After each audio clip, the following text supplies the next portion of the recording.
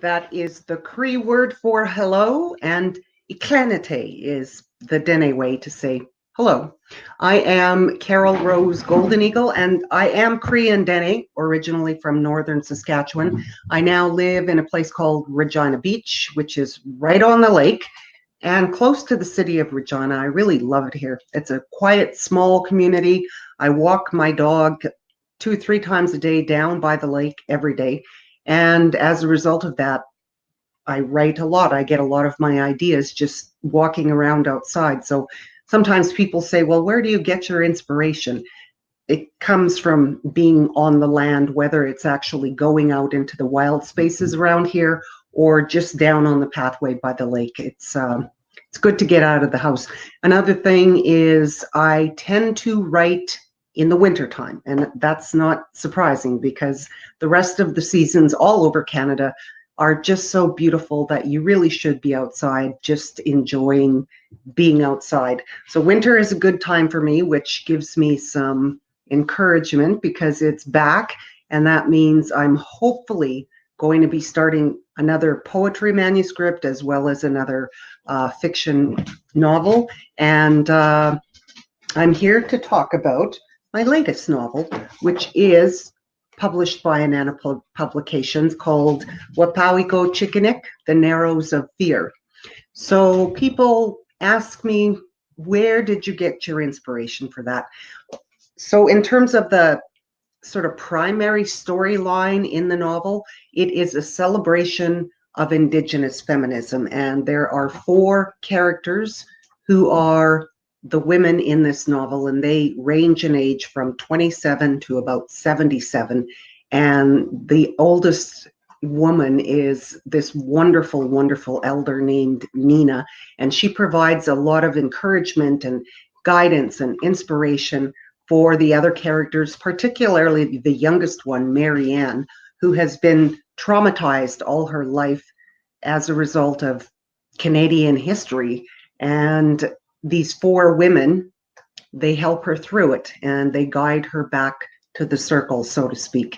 And I also have to say that in a way, Narrows of Fear is a continuation or a sequel to my first novel, Bearskin Diary, which was published in 2015, and it won a National Aboriginal Literary Award. So I was very happy about that. The Narrows of Fear, so in Bearskin Diary, the main character of Sandy, that's who we follow, and the main storyline in that one is about the 1960s scoop up, and Sandy was scooped up, and she's trying to find out more about who she is as an Indigenous woman. There's a really small scene in that novel about her finally meeting her biological family, but that wasn't the main storyline. So it was important that she met them, and then we carried on with the storyline.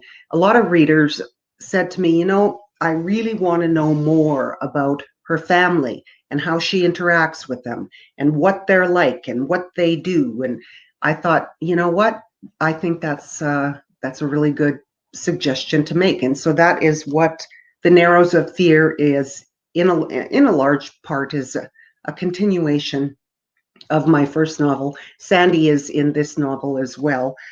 So we've got these 4 women, and I like to say that it's basically a reclamation or maybe the beginning of Indigenous feminism, because Indigenous women really need to, in my opinion, start to be more assertive with Indigenous men. And when I say that, I'm talking about being told a lot of times, you can't do this. You can't drum. You can't pick sage. You can't pick sweetgrass. You can't come to this ceremony unless you're dressed a proper way.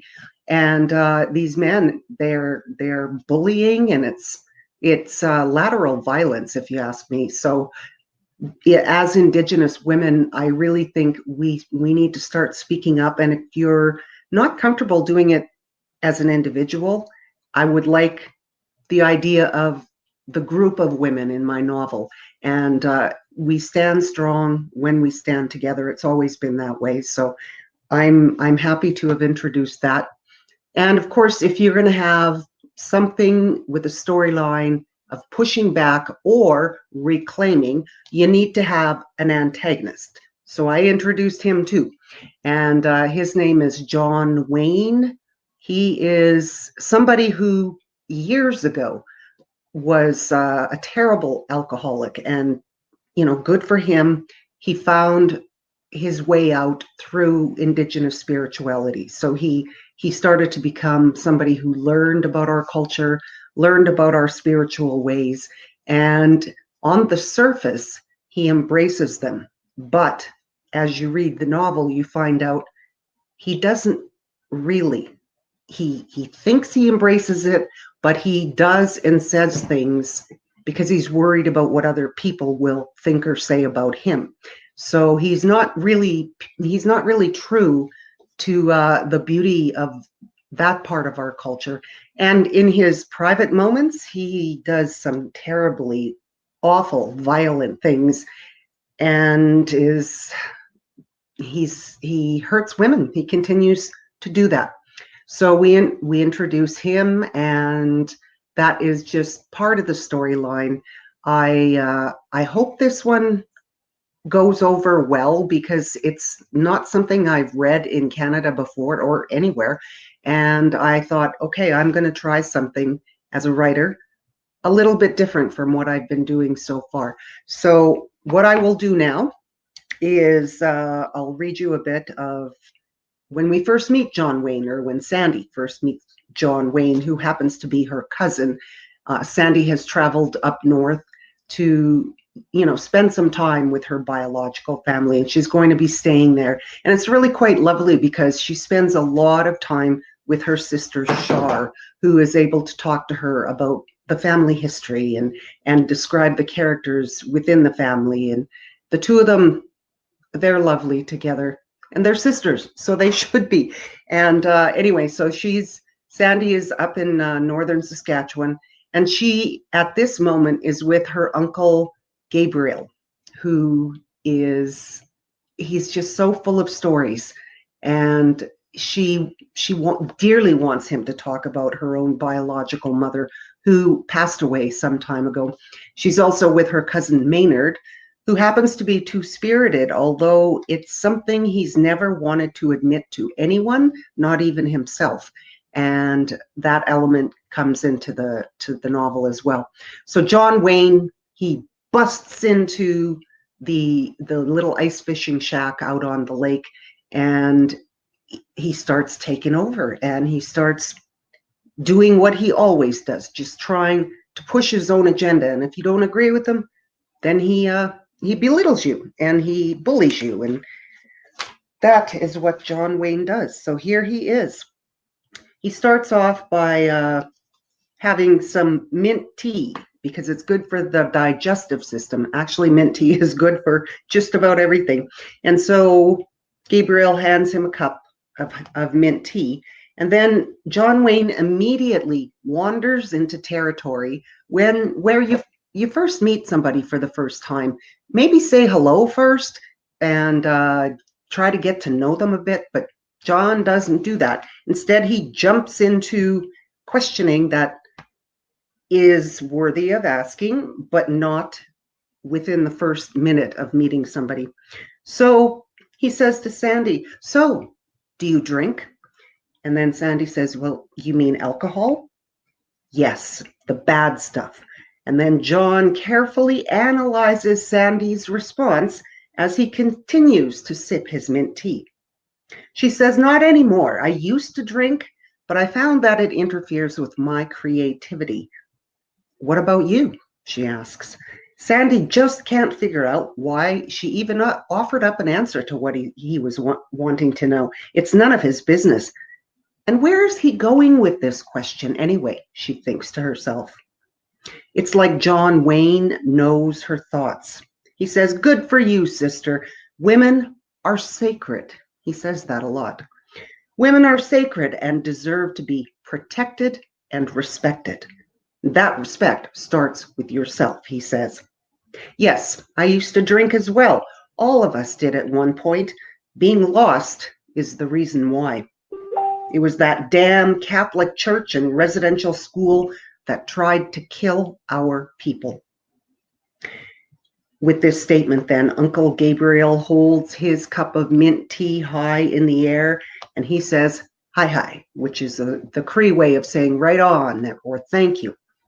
John continues talking.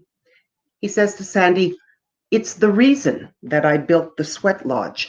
I learned the teachings from some people in Manitoba. Our own spirituality is helping to heal so many of our people, Sandy." And then he asks another question, which probably it's too early to ask that. He says, "Sandy, have you ever been to a ceremony?" Again, Sandy thinks too personal of a query right now, but she feels compelled to answer anyway, as though she has something to prove to him and she doesn't know why. She says, "Yes, down south. I have been traditionally adopted by an elder named Joe. I met him by chance, and he has taught me a lot." "Oh, there is no such thing as chance." John reaches into his pocket of his parka, and this time he pulls out a small pouch made of blue broadcloth, and he says to her, "Do you know what this is?"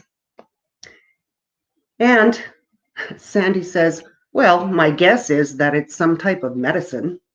Bingo! John takes Sandy by the hand and he places the pouch in her palm and he says, "I brought this just for you. The color blue represents new beginnings, and you belong here in northern Saskatchewan, in Deschambault, Sandy. You belong with your family. It's why you came here. I'm holding a ceremony tonight," he says. "I'm hoping you'll be able to come."